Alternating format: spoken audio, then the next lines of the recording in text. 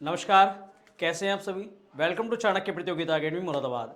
चाणक्य प्रतियोगिता अकेडमी मुरादाबाद के YouTube channel पर आपका बहुत बहुत स्वागत है। करंट अफेयर की सीरीज चल रही थी, उसमें हम अप्रैल का 2024 का जो करंट अफेयर कंटिन्यूस लेकर चल रहे थे, उसी श्रेणी में आज की एक नई वीडियो के साथ मैं आपका आया हूँ। आज काफ़ी दिन बाद करंट की क्लास हो रही है, किसी कारणवश नहीं हो पाई थी। चलिए कोई बात नहीं, अब रेगुलर रहेगी। ठीक है, तो आज की वीडियो हम शुरू करते हैं टाइम वेस्ट ना करते हुए, जिसमें हम अप्रैल 2024 के ही करंट को आगे कंटिन्यूसली लेकर चलेंगे। तो वीडियो को शुरू करने से पहले इतना ही कहना चाहूंगा कि वीडियो को लाइक कर दें, शेयर कर दें, चैनल को सब्सक्राइब कर लें और कमेंट करके जरूर बताएं वीडियो कैसी लगी। चलिए शुरू करते हैं हमारी आज की वीडियो। आज का जो हमारा पहला क्वेश्चन है, किसे वर्ष 2024 में लता दीनानाथ मंगेशकर पुरस्कार, या ये भी कह सकते हो लता मंगेशकर पुरस्कार से सम्मानित किया गया है। ठीक है, किसे 2024 में लता दीनानाथ मंगेशकर पुरस्कार या लता मंगेशकर पुरस्कार से सम्मानित किया गया है भाई? तो अमिताभ बच्चन को। अमिताभ बच्चन को यह पुरस्कार 2024 में दिया गया है। अमिताभ बच्चन तो कोई सिंगर नहीं है, तो इन्हें क्यों दिया गया लता मंगेशकर पुरस्कार? तो भैया ये केवल गायकी के क्षेत्र में नहीं दिया जाता। लता दीनानाथ मंगेशकर पुरस्कार यानी कि लता मंगेशकर पुरस्कार एक वार्षिक पुरस्कार है जो किसी ऐसे व्यक्ति को प्रदान किया जाता है जिसने राष्ट्र और उसके लोगों और समाज के लिए कोई महत्वपूर्ण कार्य किया हो। ठीक है, उसी के लिए यह पुरस्कार दिया जाता है। आगे बात करें, इस बार अमिताभ बच्चन को दिया जाएगा। आगे बात करते हैं अगले क्वेश्चन की तरफ। अगला क्वेश्चन है कहां की तिरंगा बर्फी और ढलुआ धातु शिल्प को जीआई टैग मिला है? जीआई टैग ज्योग्राफिकल इंडेक्स, भौगोलिक सूचकांक, कुछ विशेष वस्तुओं को दिया जाता है किसी विशेष क्षेत्र की। ठीक है, तो कौन सा क्षेत्र है जहां की तिरंगा बर्फी और ढलुआ हस्तशिल्प यानी कि किसी मेटल को पिघलाकर उसको आर्ट में कन्वर्ट करना, मूर्ति में कन्वर्ट करना, स्कल्पचर बनाना। ठीक है, तो ढलुआ हस्तशिल्प को जीआई टैग मिला भैया। बनारस का ढलुआ हस्तशिल्प और तिरंगा बर्फी को क्या मिला है? जीआई टैग मिला है। क्लियर? आगे बात करते हैं उत्तर प्रदेश के बारे में, क्योंकि उत्तर प्रदेश में है हमारा बनारस शहर। तो 24 जनवरी 1950 को उत्तर प्रदेश की स्थापना हुई थी। इसकी राजधानी लखनऊ है, मुख्यमंत्री योगी आदित्यनाथ हैं और जैसे कि आपको पता है इसकी राज्यपाल है आनंदीबेन पटेल। आगे बात करें अगले क्वेश्चन की तरफ। अगला क्वेश्चन है हमारा, अच्छा क्वेश्चन है, इंपॉर्टेंट है। यूएनएफपीए की रिपोर्ट के अनुसार अगले कितने वर्षों में भारत की जनसंख्या 2 गुना हो जाएगी? क्या कहा? 2 गुना हो जाएगी। यानी कि लगभग आज से कितने साल बाद आज जितनी जनसंख्या है, 140 करोड़ के पास जनसंख्या है, यानी कि 140 करोड़ की जगह 280 करोड़ जनसंख्या हो जाएगी, ऐसा इस रिपोर्ट का कहना है। भाई साहब सोच कर देखो भारत में कहां रहने के लिए जगह मिलेगी। तो यूएनएफपीए यानी कि यूनाइटेड नेशंस पॉपुलेशन फंड, इसकी रिपोर्ट के अनुसार 77 वर्षों के बाद, 77 वर्ष यानी कि 2024 प्लस 77 कर लो अपने आप, लगभग 2082 के आसपास, 2092 के आसपास क्या हो जाएगी भाई? जनसंख्या भारत की 2 गुनी हो जाएगी, यानी कि लगभग 140-42 करोड़ है, कितनी हो जाएगी? 280 करोड़ के आसपास जनसंख्या हो जाएगी आपकी अगले 77 वर्षों में। ठीक है, अभी की बात करें तो लगभग 144.17 करोड़ है, जो कि जनसंख्या के मामले में भारत का पहला स्थान है। अब दूसरे स्थान पर 142 करोड़ 5 की जनसंख्या के साथ कौन? चीन दूसरे स्थान पर आ गया है। पहले चीन पहले स्थान पर था, लेकिन अब हमने चीन की जनसंख्या को भी पार कर दिया है। हम चीन की जनसंख्या 142 करोड़ है, भारत की जनसंख्या 144 करोड़ है। बताइए, ठीक है। अगर बात करें पुरुषों की जीवन प्रत्याशा के बारे में, तो भैया पुरुषों की जीवन प्रत्याशा 71 वर्ष है। जीवन प्रत्याशा का मतलब होता है लाइफ कितनी लंबी तक जा सकती है। ठीक है, तो पुरुषों की लगभग मैक्सिमम जीवन प्रत्याशा 71 है और महिलाओं की 74 है। 3 साल ज्यादा जी रही है महिला पुरुषों से। बताइए, आगे बात करें अगले क्वेश्चन की तरफ। अगला क्वेश्चन है, भारत पे ने अपना नया सीईओ किसे बनाया है? भारत पे ने अपना नया चीफ एग्जीक्यूटिव ऑफिसर, मुख्य कार्यकारी अधिकारी किसे बनाया भाई साहब? तो किसको बनाया है? नलिन नेगी को। किसको? नलिन नेगी को बनाया है भारत पे ने अपना नया सीईओ।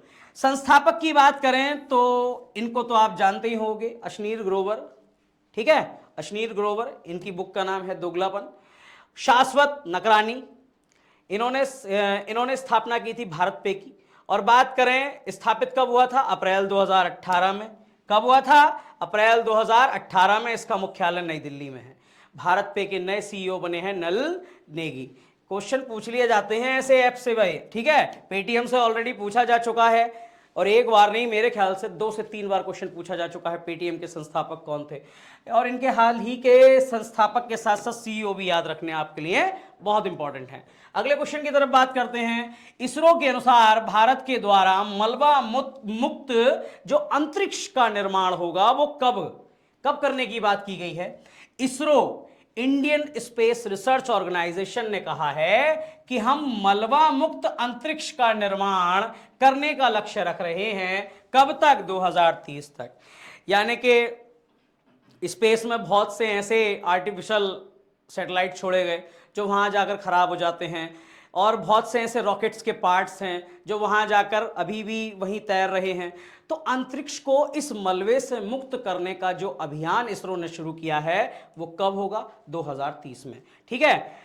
इसरो, भारतीय अंतरिक्ष अनुसंधान संगठन के अध्यक्ष एस सोमनाथ ने 16 अप्रैल 2024 को घोषणा की है कि भारत का लक्ष्य 2030 तक अंतरिक्ष को मलबा मुक्त बनाना है। जितना भी मलबा अंतरिक्ष में तैर रहा है, जो आर्टिफिशियल है, जो नेचुरल है वो नहीं, कभी एस्ट्रॉइड सारे बटोर कर ला रहे हो, ऐसा कुछ नहीं है, ठीक है। जो आर्टिफिशियल है उनको साफ करने का 2030 तक का लक्ष्य है।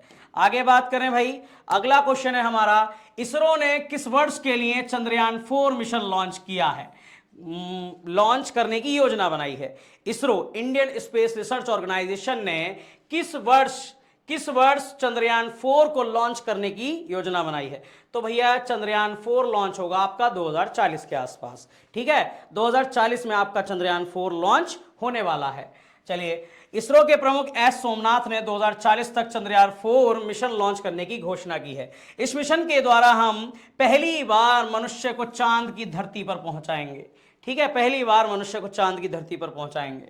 चंद्रयान 1 की बात कर लेते हैं भाई, 4 लॉन्च होगा तो पहले 1 की बात कर लेते हैं। 1 कब लॉन्च हुआ था, 22 अक्टूबर 2008 को, और जहां लैंड हुआ था उस जगह का नाम रख दिया गया जवार पॉइंट। चंद्रयान 2 की बात कर लेते हैं। चंद्रयान 2 कब लॉन्च हुआ, 22 जुलाई 2019 को, और जिस जगह लैंड हुआ उस जगह का नाम रख दिया गया तिरंगा पॉइंट। क्लियर। चंद्रयान 3 की बात कर लेते हैं। चंद्रयान 3 14 जुलाई 2023 को लॉन्च हुआ था, और जिस जगह लैंड हुआ उस जगह का नाम रख दिया गया शिव शक्ति पॉइंट। क्लियर। और चंद्रयान 4 आपका लॉन्च होगा 2040 में, उसका पॉइंट जब भी बताऊंगा, ठीक है, क्योंकि मुझे खुद नहीं पता अभी। आगे बात करें, चले अगले क्वेश्चन की तरफ बढ़ते हैं। अगला क्वेश्चन है हमारा, एशियाई कुश्ती चैंपियनशिप 2024 का आयोजन किस देश में किया जा रहा है। कौन सी कुश्ती, एशियाई कुश्ती, ठीक है। चैंपियनशिप 2024 का आयोजन किस देश में किया जा रहा है भैया, तो किर्गिस्तान में। कौन से देश में, किर्गिस्तान में। एशियाई कुश्ती चैंपियनशिप 2024 में भारत ने कुल कितने पदक जीते हैं भाई, 9 पदक जीते हैं। कितने पदक, 9 पदक, जिसमें कि 4 सिल्वर और 5 ब्रॉन्ज, 4 सिल्वर और 5 ब्रॉन्ज पदक जीते हैं। टोटल 9 पदक जीते हैं। इस प्रतियोगिता ने भारत में अपने 30 पहलवान शामिल किए हैं, ठीक है। 30 पहलवानों को शामिल किया है, क्योंकि कुश्ती है तो पहलवान ही आएंगे, तीरंदाज नहीं। किर्गिस्तान की बात करें तो किर्गिस्तान की राजधानी बिश्केक है। इसकी मुद्रा है किर्गिस्तानी सोम, और यहां के जो राष्ट्रपति हैं वो हैं सदिर जापारोव। सदिर जापारोव यहां के राष्ट्रपति हैं। क्लियर हुई बात। चलिए अगले क्वेश्चन की तरफ बढ़ते हैं। अगला क्वेश्चन है हमारा, माधवपुर मेला। माधवपुर मेला किस राज्य में आयोजित किया जाता है। माधवपुर मेला बहुत ही फेमस मेला है। माधवपुर मेला भैया गुजरात में आयोजित किया जाता है, ठीक है। माधवपुर मेला गुजरात के पोरबंदर जिले के माधवपुर गांव में हर वर्ष मनाया जाने वाला एक वार्षिक सांस्कृतिक कार्यक्रम है। यह मेला भगवान कृष्ण और रुक्मणी के विवाह का उत्सव है। आपको पता होगा भगवान कृष्ण ने रुक्मणी से यानी कि उनसे भगा कर विवाह किया था, ठीक है। तो उनके एक विवाह का उत्सव है माधवपुर मेला। आगे बात करें अगले क्वेश्चन की तरफ।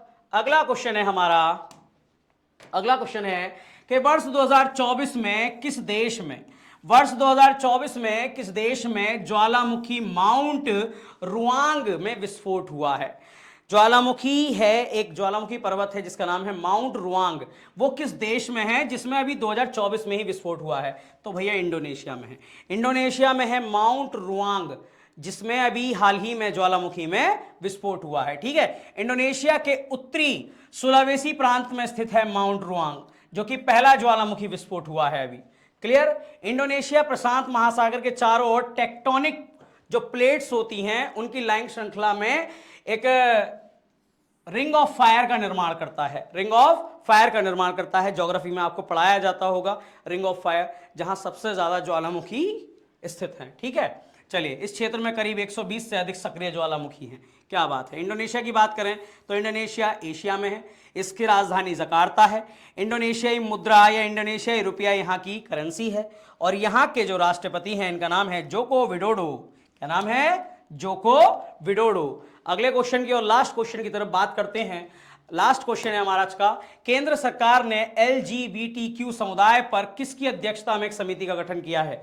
LGBTQ, ठीक है, देखिए, एक जेंडर होता है आपका मेल, एक जेंडर होता है फीमेल, इसके अलावा भी कुछ जेंडर सामने आए हैं। उसमें LGBTQ समुदाय की बात चलती है। L for lesbian, G for gay, V for bisexual, T for transgender और Q फॉर क्वेयर। ठीक है, ये एक ऐसा समूह है जिसमें समलैंगिक विवाह की बात या समलैंगिक संबंधों की बात आती है सामने।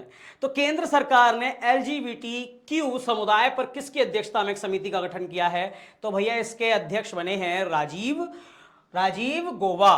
कौन है राजीव गौबा? भारत सरकार ने LGBTQ समुदाय के कल्याण पर केंद्रीय गृह सचिव राजीव गौबा की अध्यक्षता में एक समिति गठित की है। इसमें 6 सदस्य हैं। अगर बात करें कि सुप्रियो चक्रवर्ती बनाम भारत सरकार मामले की, एक केस सामने आया था 2023 में, सुप्रियो चक्रवर्ती बनाम भारत सरकार मामला, यूनियन इंडिया। तो इसमें सुप्रीम कोर्ट ने सुझाव दिया था भारत सरकार को कि एक समिति का गठन किया जाए, इस समिति का गठन किया जाए। अच्छा, LGBT जो समुदाय है, LGBT जो समुदाय है वो विशेष विवाह अधिनियम 1954, विशेष विवाह अधिनियम 1954, इस आधार पर सुप्रीम कोर्ट ने चुनौती दी है कि कानूनन समलैंगिक विवाह की अनुमति नहीं देता। कानून समलैंगिक विवाह की अनुमति नहीं देता। ठीक है, इससे जुड़ा एक आर्टिकल भी है, आर्टिकल 377।